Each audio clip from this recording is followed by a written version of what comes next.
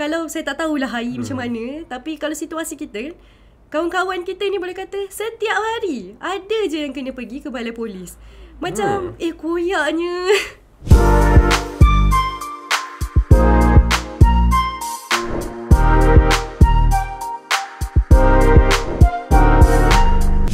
Assalamualaikum warahmatullahi taala wabarakatuh. Bersama kita dalam podcast Santai Sekejap. Hari ini merupakan episod yang ketiga dan macam biasa kita ada 3 segmen. Segmen pertama, kau aku. Muna, Ya? sihat? Sihat alhamdulillah. Daripada mana Muna? Saya di sini tinggal di Seri Kembangan. Memang asal sini? Kalau betul-betul asalnya orang Pahang lah. Oh, faham. Sama, saya duduk di Setia Alam tapi asal di Pulau Pinang, Pulau Batas. Oh, I see. So, duduk di Seri Kembangan kat mana? To be specific, dekat Balakong. Mengundi Pahang? Asalnya mengundi Pahang, tapi kita mengambil semangat sebab dah bermasa tahun tinggal sini. So, Jadi di kita sini dah lah. mengundi di sinilah. Oh, saya masih lagi mengundi di kampung. Oh, tapi tinggal di sini. Tinggal di sini. Oh, I see. So 12 bulan ni insya-Allah akan balik ke Kepala Batas mengundi di Dun Pinang Tunggai. Oh. Calon daripada PAS Petanding. Siapa Haji tu? Bukhari. Haji Bukhari. Haji Bukhari lawan seorang calon anak muda daripada PH. Tough fight lah, tough fight. Nampak vibes tu ke arah mana tu? Sekarang ni Penang memang kalih lah. Memang kalih, InsyaAllah lah. Penang insyaAllah kalih lah. Amin. Sebab nampak wave tu ke arah tu. Nampak wave tu ke arah tu lah. So, parent pun orang Pahang. Ya, parents orang Pahang. Dan alhamdulillah lah, itu Pahang memang kita banyak menang. Cuma macam tu lah, kerajaan. Kita merancang kan. Ya, kita merancang Ya. Kerja di mana?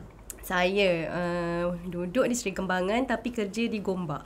Di Jauh Gombak? sikit lah. Sebagai? Sebagai pegawai penyelidik. Pemilik. Ya. Okey. Mula ni saya kerja sendiri Kerja sendiri. dalam bidang pemasaran digital dan juga perdagangan atas talian, online trading lah. Oh, insyaAllah. So basically itulah yang kita buat sekarang kan. Tapi sekarang ni banyak fokus dalam politik lah, musim-musim raya ni orang panggil. So hikmat kita diperlukan dalam PRN ni. Macam tu lah. Macam mana saya buat sekarang? Memang kena cari masa untuk rehat. Musim-musim pilihan raya kan. Macam tu lah. So Ayi bila nak balik mengundi ni? Saya plan mungkin selesai tugas di sini, balik terus lah insyaAllah. Hari Jumaat balik takut. Oh, rasanya nampak macam meriah kali ni. Memang meriah ha. Selangor pun memang sangat-sangat meriah. Semalam kami ke Negeri Sembilan pun dahsyat. Hebat dan dahsyat. Hebat dan dahsyat. So tak tahulah, kali ni memang tough fight lah. Tapi nampak kecenderungan tu ke arah Perikatan Nasional lah. Macam tu. Sekejap, Ayi dah lama ke tinggal di Selangor? Lama juga. Lama juga. 5 tahun macam tu. Oh. Asalnya bisnes, lepas tu kahwin pun dengan orang sini, lepas tu beli rumah di sini, tapi base masih lagi di Penang lah. Oh, so nanti seorang mengundi sana, seorang mengundi sini lah. Seorang mengundi sini, seorang mengundi sana. Okey. Macam tu lah kira-kiranya. Muna sibuk ke PRN ni? Semasa ni? Macam tu lah sebab kita pun pegang penerangan kan. Jadi dengan isu-isu yang ada ni, kita bantulah untuk sampaikan maklumat. So apa peranan Muna dalam PRN? Dalam PRN ya, kalau dalam PAS ni kita sebagai Amirah Malaysia, saya sebagai ketua penerangan lah, Exco Penerangan Amirah Malaysia. Jadi kita punya tugas tu bila dah sebut penerangan tu memang berkait dengan isu-isu lah. Saya rasa Ayi pun mesti lebih kurang macam tu jugalah kan.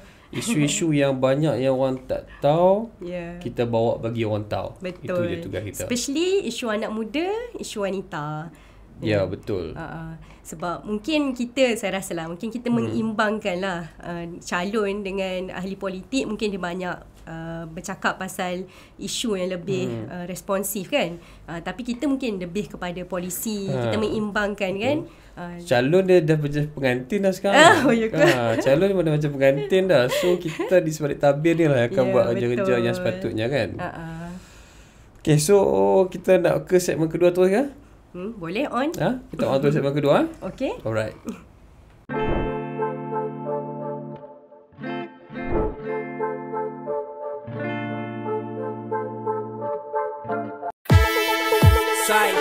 Perikatan Nasional mempunyai 3 prinsip utama, iaitu prihatin, bersih dan stabil.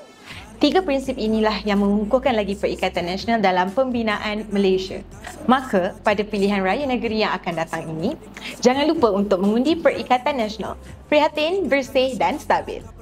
Dia menggalas amanah.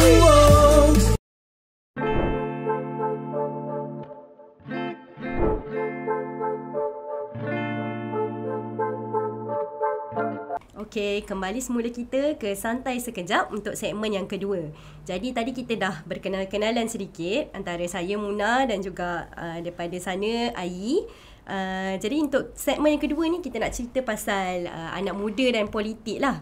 Sebab tadi Ai ada sebut yang Ai ni untuk pilihan raya kali ni berperanan sebagai pengarah komunikasi kan untuk Armada. Jadi kita nak tahu jugalah untuk Ai yang Ai nampak dalam situasi anak muda dan politik hari ni, apa yang anak muda kita kata dia punya pemikiran dia, pola politik dia, apa yang dia nak daripada penglibatan dia dalam politik atau dalam pilihan raya kali ni?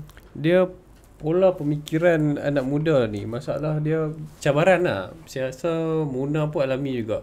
Masalah dia masyarakat ini dia dah polarise sangat. Masing-masing dalam bubble masing-masing. So pola pemikiran tu masing-masing punya bubble ada pola pemikiran masing-masing. Okay.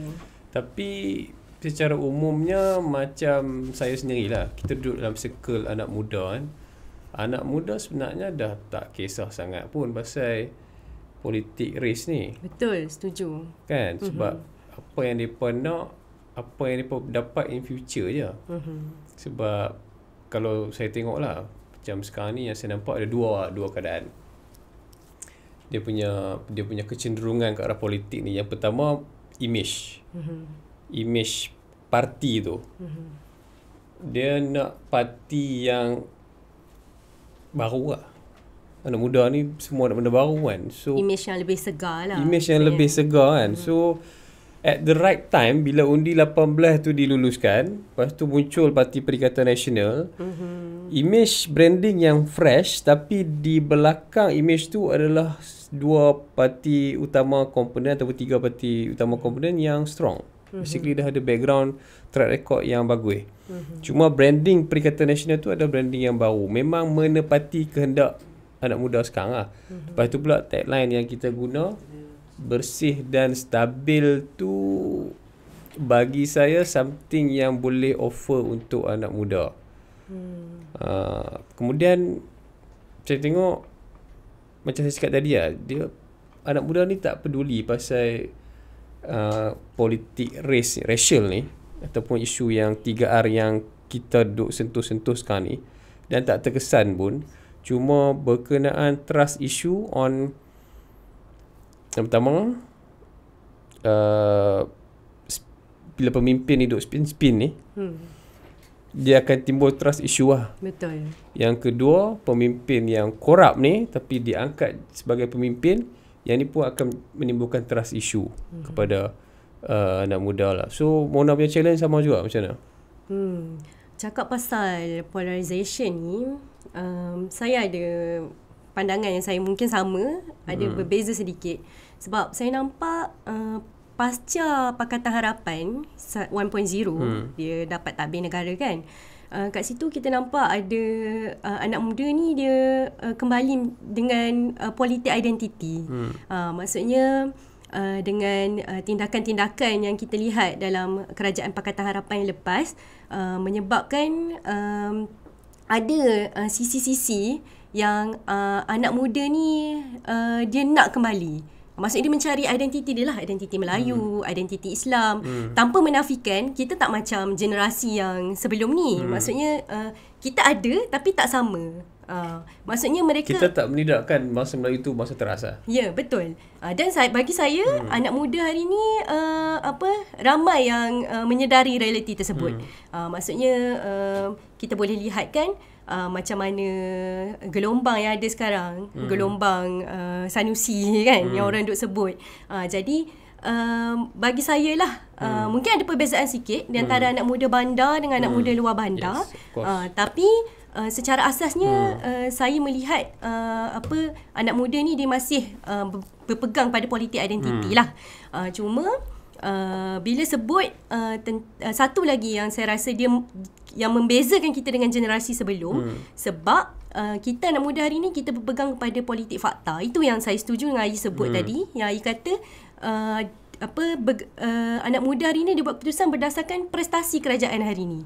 Maksudnya berdasarkan fakta. Tapi prestasi tu pun subjektif tau. Macam sekarang, macam keadaan sekarang kan, kita at a level playing field lah. Nak masuk PRN ni kan. Masing-masing ada track record.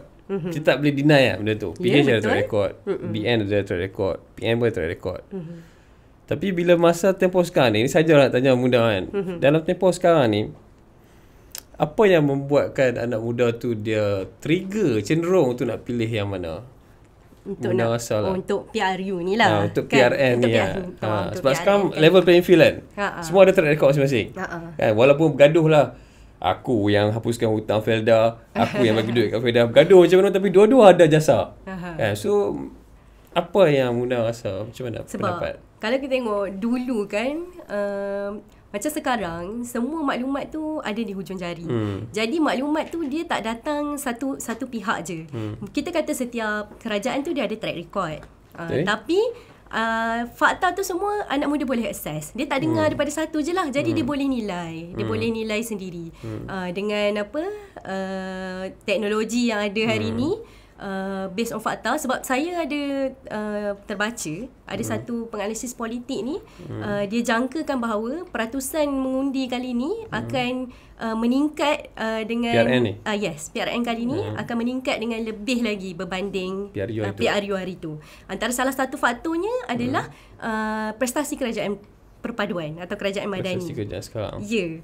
Jadi sebab maksudnya walaupun setiap kerajaan tu atau parti tu dia ada track record dia berdasarkan pemerintahan masing-masing. Tapi bagi saya lah, negeri-negeri yang perikatan punya nampak quite perform berbanding dengan kerajaan persekutuan yang dah janji macam-macam, menimbulkan rasa kekecewaan yang lebih mendalam dalam kalangan pengundi ni. Jadi Muna sebagai orang politik kan, tak rasa heavy masuk politik? Tak rasa menyesal heavy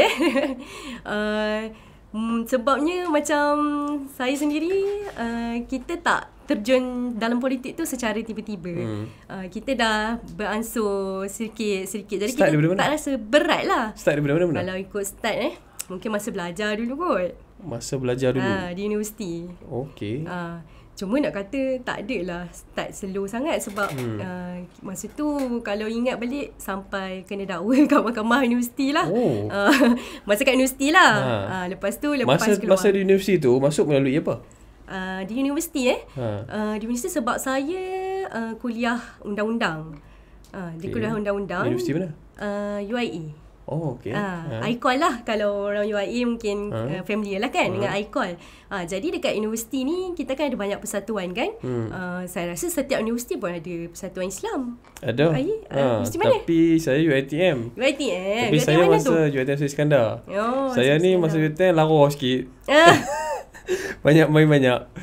Tapi masa tu dah politik ke belum? Tak. Saya kesedaran nak masuk politik ni masa Tan Sri dipecat daripada UMNO. Tan Sri Muhyiddin. Masa tu, lepas tu dia tubuh parti Bersatu. Masa tu betul-betul saya bisnes lah. Saya start kerja pun saya kerja sebagai banker. So lepas tu saya berhenti kerja sebab bisnes. And then masa Tan Sri dengan Tun buka Bersatu, kita ada sebelum tu. Masa tu ingat tak Kuat Bersih? Masa tu memang semangat bersih lah. Semangat berguling-guling di atas jalan raya. Kita memperjuangkan PTPTN kan. Masa tu sempat lah rasa kena. memperjuangkan PTPTN masa tu. Tapi tak rasa nak masuk parti. Sebab masa tu adalah kawan-kawan ajak masuk PKR. Tapi rasa macam tak ngam lah, tak kena jiwa. Maksudnya Ayi latar belakang keluarga bukan mana-mana politik lah. Sama ayah lah kita. dengan ibu government servant. And then kami pun tak ada lah ke arah politik sangat, more to business apa semua kan. And then bila tubuh parti satu timbul kesedaran nak support. Tapi saya support melalui cara saya lah.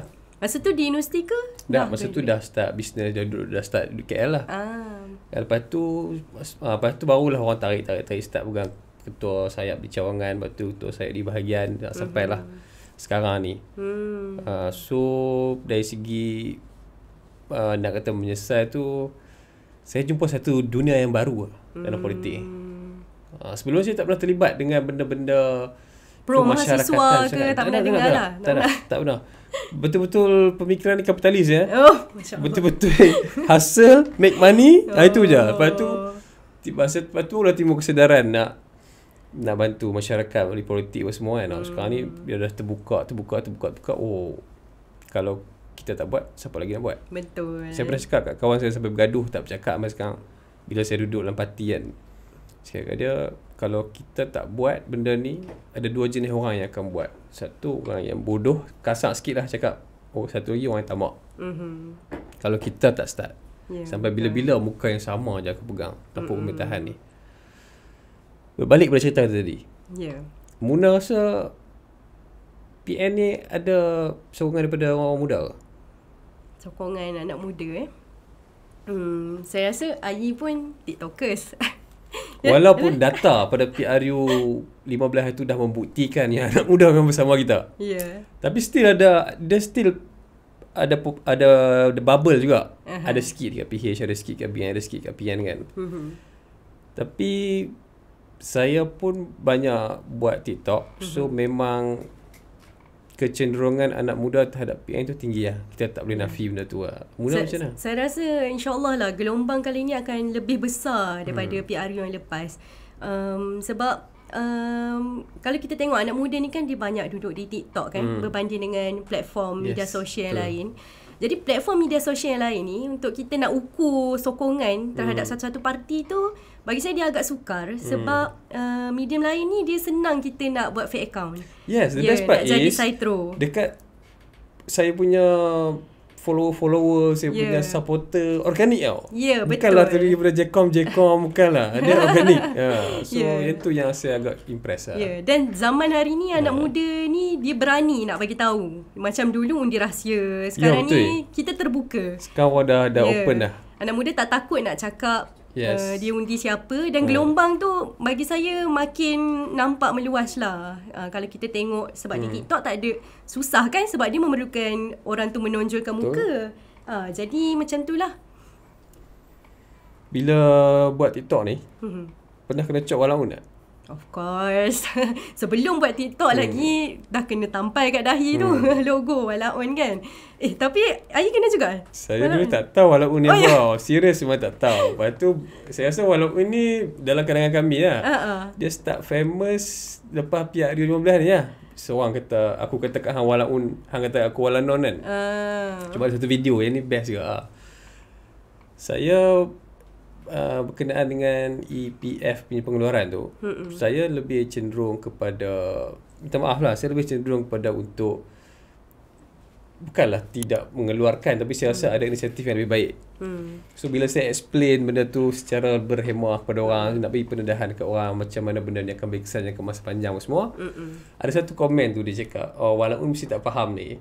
Lepas tu dia ingat saya walanon kan. Lepas tu dia cakap walaupun mesti tak faham ni. Lepas tu saya reply balik dekat komen tu, komen video, saya lah walaun yang sebenar kan. Itu jadi macam viral lah. Nak kata walaun tu dia dah mainstream dah sekarang. Dia dah satu benda yang boleh dibanggakan kan. Walaun adalah satu benda yang dibanggakan lah. Tak malu lah jadi walaun sekarang ni. Sebab seingat saya lah kan, kalau saya lah, first time saya dengar walaun ni masa PRU 14. Sebab kalau ingat masa PRU 14 tu, masa tu PAS lah. Sebab PAS kan dia ambil pendekatan masa tu kita nak jadi kingmaker dan sebagainya kan. Betul. Dan waktu tu saya ingat saya Anwar Ibrahim mainkan isu 90 juta rasuah. Kertas hitam tu kan? Kertas hitam tu. Jadi mana-mana ahli yang percaya ni dikira percaya membabi buta lah. Tapi saya rasa itu sentimen waktu tu. Tapi bila dia ke PRU 15 ni, dia dah tak nampak, bagi saya dia tak nampak begitu negatif lah. Tapi saya pun tak expect langsung anak muda nak bersama perjuangan PN ni. Muna pernah expect benda ni? Terkejut juga sebenarnya. Sebab yelah, saya rasa bukan kita je. Sebab ramai orang pun memang tak tahu gelombang undi 18 tu akan pergi ke mana? Akan berhak pada kita. Ya, lepas pindaan perlembagaan tu, semua orang tak boleh nak baca lagi sebab tak ada betul. satu kayu ukur lagi kan. Itulah. Tapi saya rasa kali ni mungkin kita dah boleh test lah kesetiaan pengundi 18 ini. Ya, betul. So, Muna rasa kita nak ke segmen ketiga ke untuk topik yang heavy sikit. Boleh. Berkenaan dengan rasuah. Rasuah topik yang menarik. Untuk kita kupas dengan lebih mendalam, mungkin kita rehat dulu. Dan lepas ni kita masuk balik isu rasuah. Okey, baik.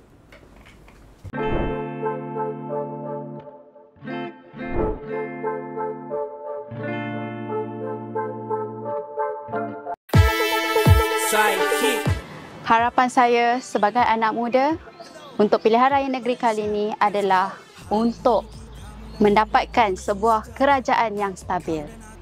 Kerajaan yang prihatin dengan nasib-nasib rakyat, khususnya anak muda.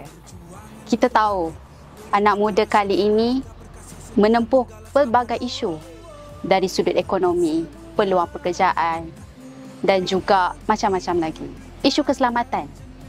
Jadi, saya menyeru anak muda semua untuk keluar mengundi dan ketika mengundi, ingat, undi Perikatan Nasional untuk kerajaan yang stabil. Kantor diperkerja, tak gentar dipanggil.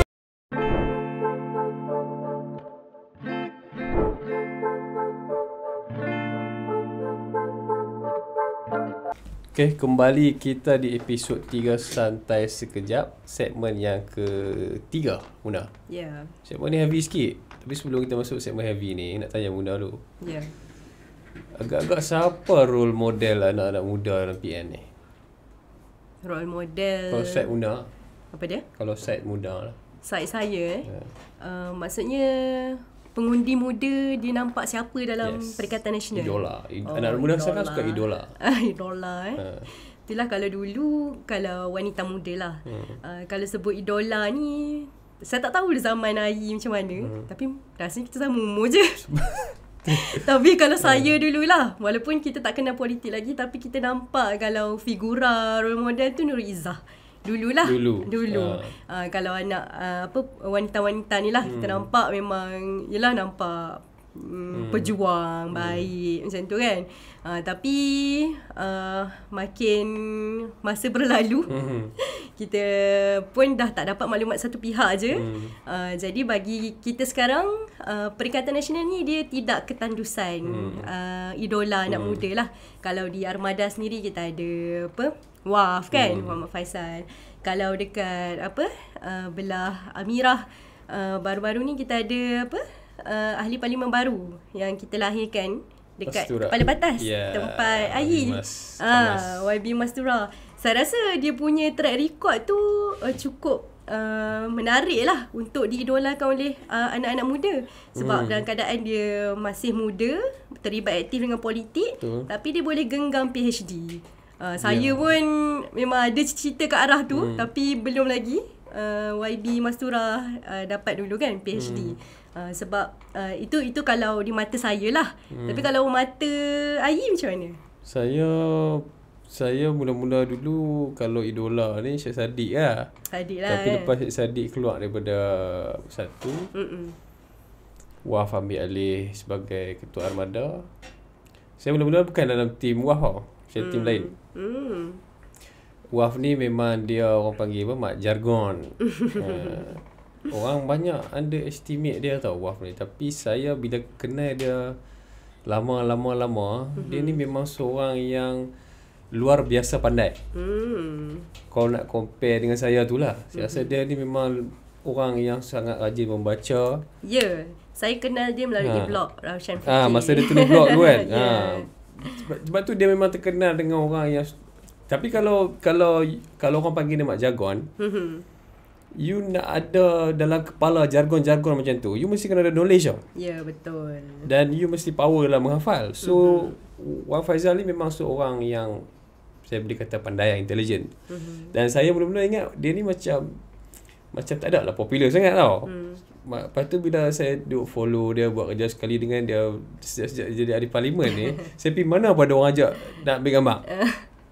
So memang popular lah Wan Faizal ni sebenarnya. So bagi saya dalam PN ni dia adalah antara role model lah. Saya nak tanya soalan panas sikit ke Ayi. Tadi Ayi sebut role model sebelum kenal Muhammad Faisal kan, Syed Saddiq. Soalan, kenapa Ayi tak ikut sekali join muda? Tak kena dengan jiwa. Tak kena dengan jiwa. Simple. Tak kena dengan jiwa. Saya macam mana pun, ayah saya pesan nak masuk politik, masuk parti yang memperjuangkan agama dan bangsa. Itulah. Saya pegang pesan tu lah. Walau macam mana pun, InsyaAllah lah saya akan cuba nak bawa perjuangan tu. Yang tu yang saya letak keutamaan. So, Ayi nampak konsep muda tu sekarang macam mana? Apa dia punya dasar dia? Saya mula-mula okey tau. Mula-mula dengan muda ni okey. Nampak dia ke arah multiracial. Dia punya dasar dia nak kata left sangat pun tak. More to center left kot. Tapi bila dia join dengan PSM ni, Sosialis. Sosialis ni, dia jadi macam tak ngam lah. Saya rasa macam tak, dia dah macam nak bergabung sebab nak ada wave, nak ada weight dalam politik. Itu saya punya perspektif lah yang saya nampak. Sebenarnya tak sama pun. Tapi tak sama. untuk tujuan pilihan raya, Dari segi spektrum politik tak sama. Tapi dari segi dia macam UMNO dengan DAP kan? Seorang duduk kiri, seorang duduk kanan, tapi bergabung sebab marriage of convenient. Tak tahulah nak jadi macam mana. dia macam tidur sebantal Mimpi mimpi asasi. lain. So itulah situasi muda sekarang. Kan. So kita terus ke topik kita yang heavy. Berkenaan dengan rasuah dalam negara ni. Rasuah dalam negara ni, tadi saya baca satu artikel dekat portal SPRM. Ada satu artikel ni ditulis oleh apa nama dia, lupa dah. Dia kata rasuah dalam negara ni dia sudah masuk ke dalam semua sektor, pelbagai lapisan masyarakat, dan dia dah jadi satu endemik tau. Orang dah tak ada pilihan tapi terpaksa hidup dengan dia. Muna rasa macam mana? Patutkah kita gelarkan rasuah ni sebagai endemik? Sebelum kita masuk pasal isu rasuah endemik tu, saya tiba-tiba teringat pula pasal ekonomi madani yang baru dilancar sebelum ni. Sebab saya tengok ada satu KPI yang diletak lah dalam ekonomi madani tu adalah untuk pastikan indeks persepsi rasuah di tangga 25 teratas dunia. Macam itulah. Terus saya nak tanya Ayi nanti. Ayi, pandangan Ayi tentang KPI yang diletak oleh ekonomi madani ni. Tapi berbalik kepada endemik rasuah tu, saya rasa cara mudah kita nak mengukur sekarang ni, kita boleh tengok lah siapa jawatan kedua tertinggi di Malaysia. Bagi saya itu jelas. Terpaksa hidup lah. Dia punya akar pucuk tu tak selesai lagi. Jadi macam mana kita nak harap dekat dalam kalangan rakyat bawah-bawah ni budaya tu nak mati. Sebab di peringkat atas tu dia tak dia cantas tak habis lagi, tak selesai lagi. Jadi saya rasa itu sahaja sudah cukup lah untuk menunjukkan bahawa negara kita sekarang pasal isu rasuah ni, kalau kerajaan betul-betul serius, itu dulu yang tapi perlu macam mana cakap kan, diselesaikan. kerajaan nak capai indeks 25 ke atas dunia. Kalau tak silap atas saya dunia lah, check balik. Tapi masalah dia muda, apa pelaksanaan dia? Saya dengar banyak juga kritikan orang tentang ekonomi madani ni. Macam tak nampak macam mana kan, berbanding kalau kita compare zaman Perdana Menteri sebelum ni, masa Najib punya plan dan sebagainya, kita nampak pendetilan kan.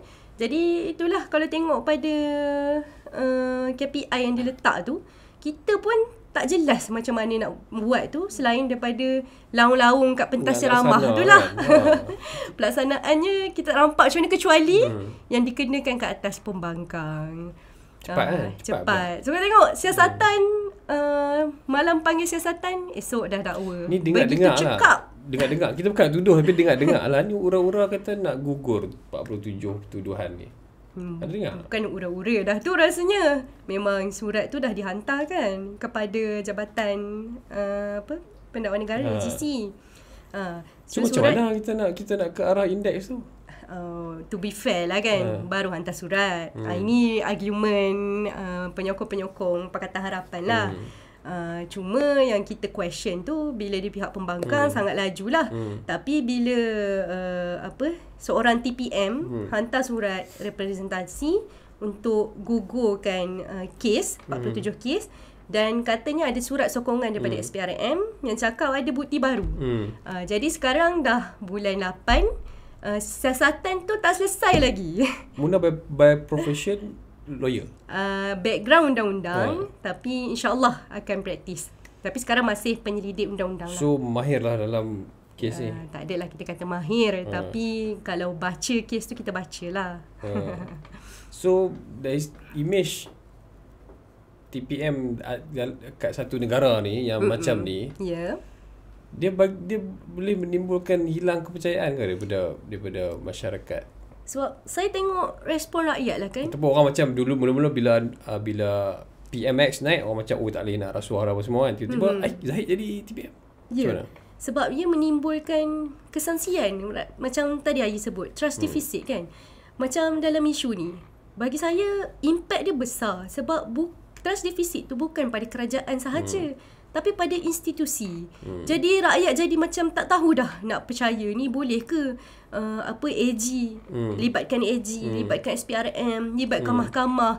Jadi bagi saya benda tu sangat-sangat tak sihat lah. Itu satu bentuk rasuah lah. Yeah. Satu bentuk rasuah. Kalau kita tengok daripada perspektif yang lain, satu bentuk rasuah yang lain, lantikan JLC.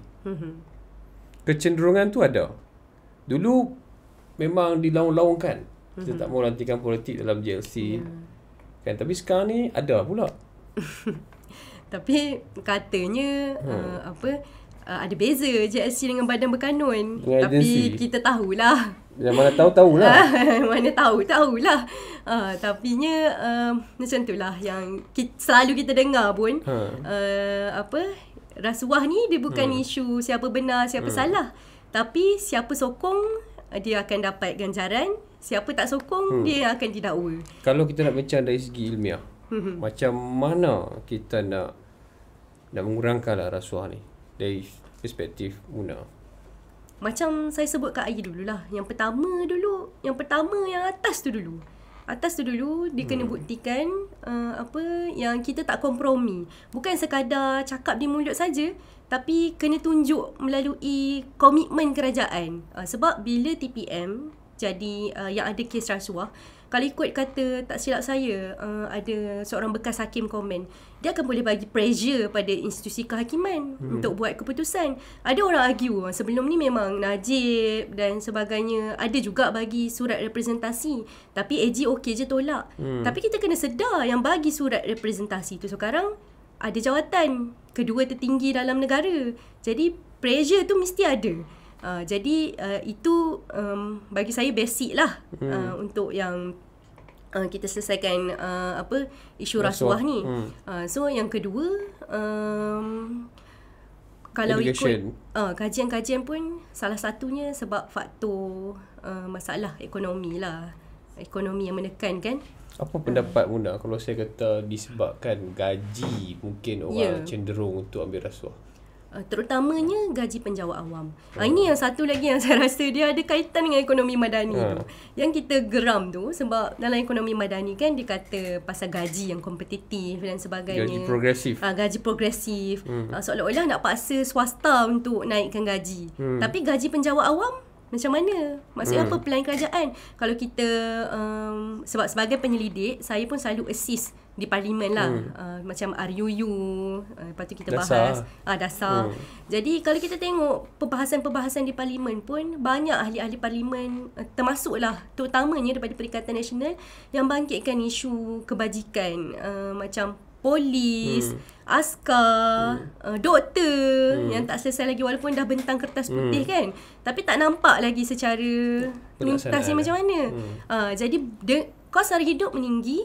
So benda tu tekanan kepada rakyat menyebabkan dia akan cari duit sampingan. Jadi jadi itu ada tanggungjawab kerajaan lah pula untuk pastikan mereka yang ada tanggungjawab yang besar ni, yang babitkan integriti ni, perlu sesuai lah dengan dia punya bebanan kerja dia tu.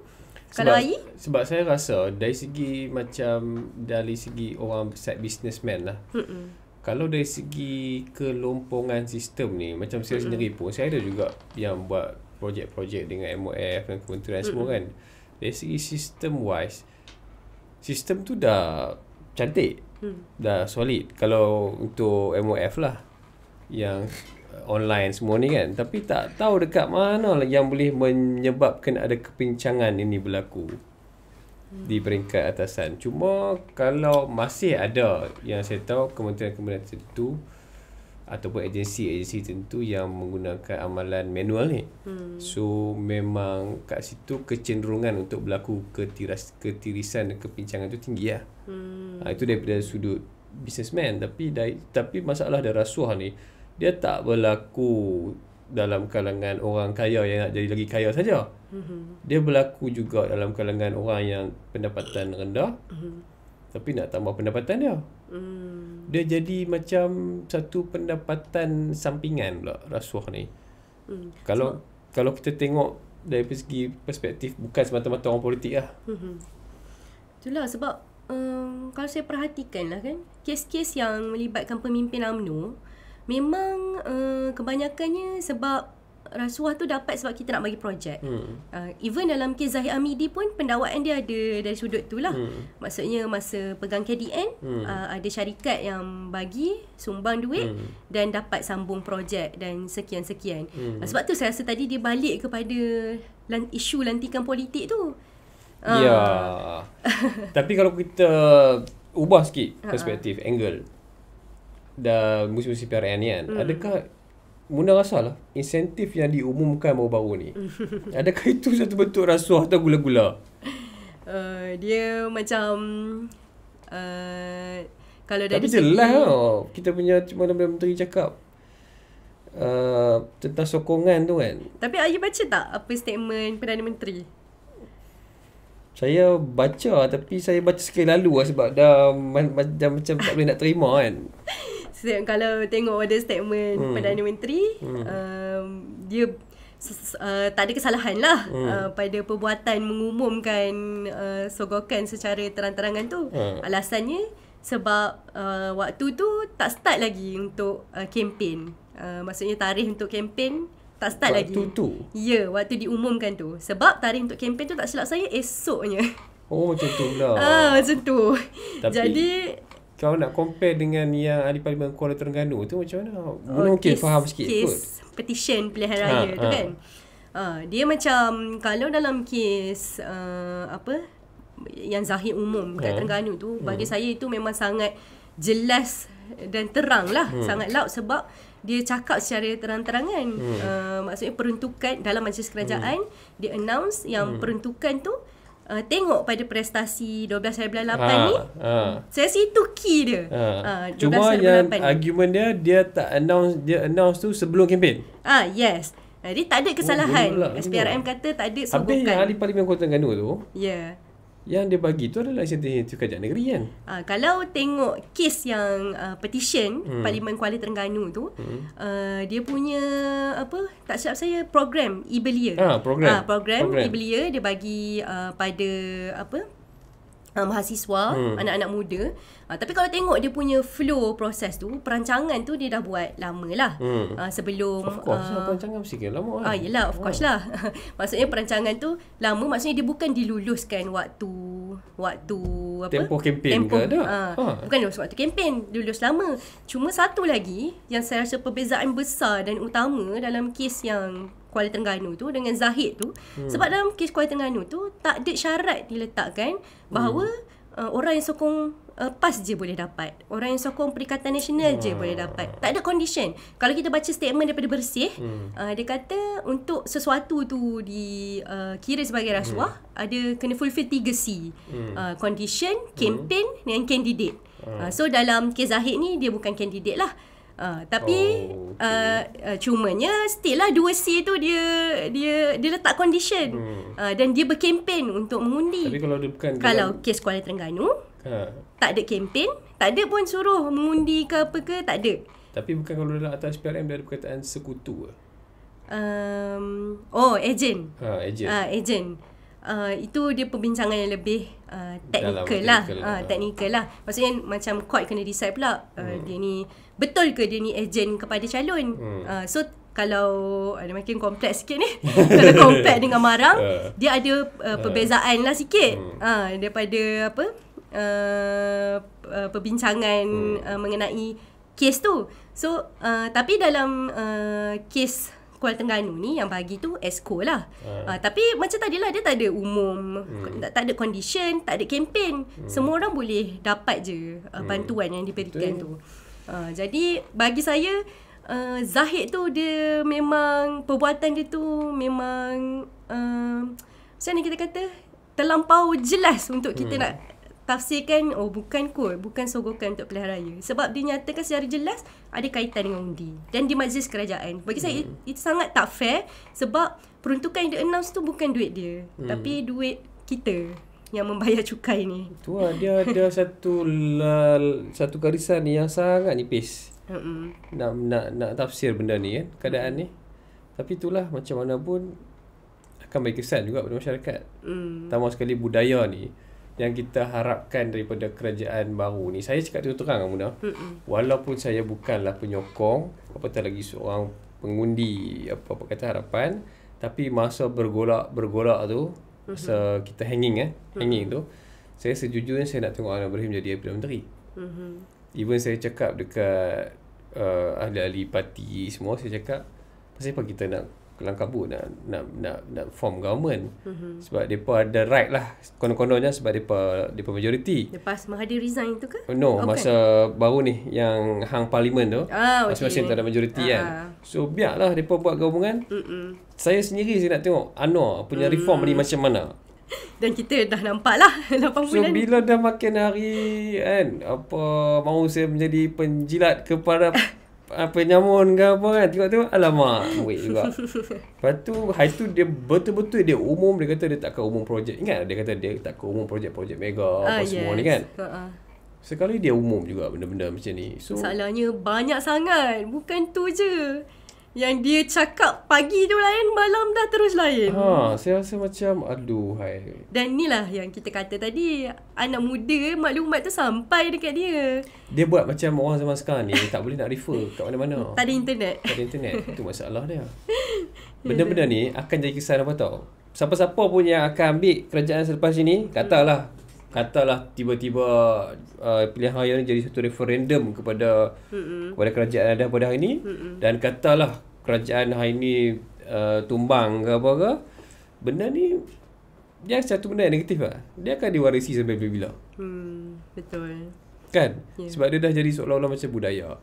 So perlu ada satu organisasi ataupun orang yang stop benda ni, dan kita mengharapkan Anwar Ibrahim punya reform lah yang akan buat. Ya, betul. Tapi tiba-tiba tak jadi macam tu. Malangnya macam itulah yang apa yang kita lihat hari ni. Ada orang kata kadang-kadang bila kita macam saya rasa Muna pun selalu kenal, macam saya selalu buat TikTok lah. Kadang-kadang kita buat konten semua kan, orang selalu cakap alah dulu macam tu. Kadang-kadang saya reply tak, kalau dah dulu sama, sekarang pun sama, buat apa ubah kerajaan? Ya, betul. Dan kerajaan yang diubah tu pula adalah kerajaan yang melaung-laungkan reformasi. Dan disalahkan kerajaan yang sebelum tu. Disalahkan kerajaan. Okey, dulu buat atas apa? Janji mereka sendiri. Ya, itu yang kadang-kadang kenapa nak kena taksub sampai macam tu kan? Cuma satulah yang saya rasa yang kita hangat jugalah, dan saya rasa anak muda pun nampak benda tu. Kalau kita tengok satu benda yang saya rasa reform yang paling teruk sekali tak jadi adalah kebebasan bersuara. Yang ni yang saya rasa paling terkejut sekali, sebab kita tahu zaman Anwar tu macam mana. Maksudnya waktu tu kan, kalau kita boleh imbau kembali macam mana kritikan terhadap kerajaan. Pada limit tau. Yes. Tak ada limit. Dia laung-laung kan, bersih yang kita join tu. Maksimum bagi. Ya. Apa yang mereka tak kata kat pemimpin dulu kan. Tapi jadi, sekarang ni kita tak boleh bayang lah. Katalah kalau ada bersih pula pada kerajaan kali ni, tak tahulah tak macam mana kan. Tak sempat nak jadi dah. Tengok macam apa yang tu nak buat proklamasi orang Melayu tu pun kan. Tak sempat nak buat, terpaksa buat video. Tapi yang the best part ini yang saya sedih juga. dia orang deny technically, oh ini bukan kuasa kami, ini kuasa TikTok, oh ini bukan bidang kuasa kami, ini bidang kuasa hotel yang tukar venue apa semua kan, benda-benda macam tu. Seolah-olah macam kita ni tak faham. Tapi sedangkan masa pembangkang tak ada pula timbul isu tu bukan kuasa kerajaan dan sebagainya. Tak jadi pun benda tu kan. Masa dulu yang kita kata kerajaan ni diktator lah apalah, banyak je bersih lah. Ya, betul. Tiap-tiap minggu tu dekat Sogo tu meriah lah. Tu saya selalu kadang-kadang selalu perli. Kalau zaman sekarang ni PMX ni, kalau buat benda-benda macam ni dah meriah dah Sogo. Itulah. Cuma saya tak faham lah sebab saya rasa macam kesian sangat pada penjawat awam, especially polis dan sebagainya. Kalau saya tak tahulah hari macam mana, tapi kalau situasi kita, kawan-kawan kita ni boleh kata setiap hari ada je yang kena pergi ke balai polis. Macam koyaknya. Kesian polis nak kena melayan macam-macam kerenah nak siasat. Benda-benda kecil-kecil je kadang-kadang. Patutnya polis saya tak faham. Perlu ditugaskan ke arah yang lebih kritikal. Menjaga keselamatan, jenayah makin banyak. Keamanan. Nak layan, aduh. Tapi sekarang jadi kerenah orang politik pula. Itulah, tak boleh kritik sikit. Terus ada laporan polis. So saya rasa episod kali ni kita berakhir di sini kot Muda. Boleh. Untuk kita bagi Dah lepas luah segala. Dah lepas geram dah. Jadi lagi panjang, lagi banyak kita luah. Okay? Tak habis episod nanti. So kita jumpa pada episod yang seterusnya lah. Okay. Jumpa lagi di Santai Sekejap. Assalamualaikum.